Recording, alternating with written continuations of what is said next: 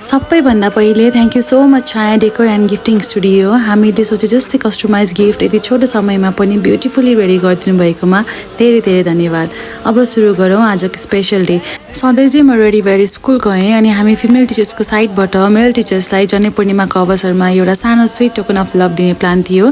त्यही भएर हामीले इन्भिटेसन कार्ड बनायौँ जाने बित्तिकै र सबै टिचर्सहरूलाई इन्भिटेसन कार्ड बाँड्दै हिँड्यौँ र त्यसपछि हाम्रो कस्टमाइज गिफ्ट पनि आयो। सिम्पल तर एकदमै मिनिङफुल एउटा ब्युटिफुल पेन। अनि सुरु भयो हाम्रो प्याकिङ गर्दा सुस्मिता म्यामको फन्नी साइड पनि देखियो। कहिले ऱ्यापिङ बिगार्ने कहिले फेरि मिलाउने अनि म चाहिँ सकेसम्म पर्फेक्ट बनाउनतर्फ लागेँ।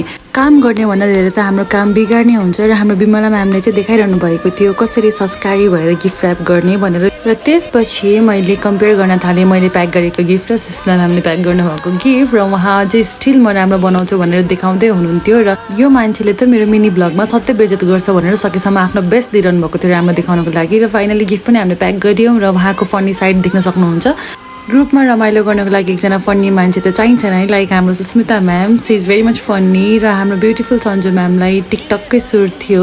र जिस्किँदै हामीले लास्टमा चाहिँ फाइनली सबै मेल टिचरहरूलाई बोलाएर हाम्रो साइडबाट फिमेल टिचर्सको साइडबाट चाहिँ एउटा स्विट टोकन अफ लभ मायाको चिनो दियौँ जनै पूर्णिमाको अवसरमा। र सबैजनाले मन पराउनु भयो, एकदमै राम्रो छ भन्नुभयो। त्यसैले फेरि पनि मनैदेखि thank you so much Chhaya decor and gifting studio for this beautiful gift. एकदमै सर्ट पिरियड टाइममा हजुरहरूले चाहिँ हामीलाई हाम्रो कस्टमाइज गिफ्टहरू रेडी गरिदिनु भयो, त्यसको लागि मनैदेखि नै धन्यवाद। By by.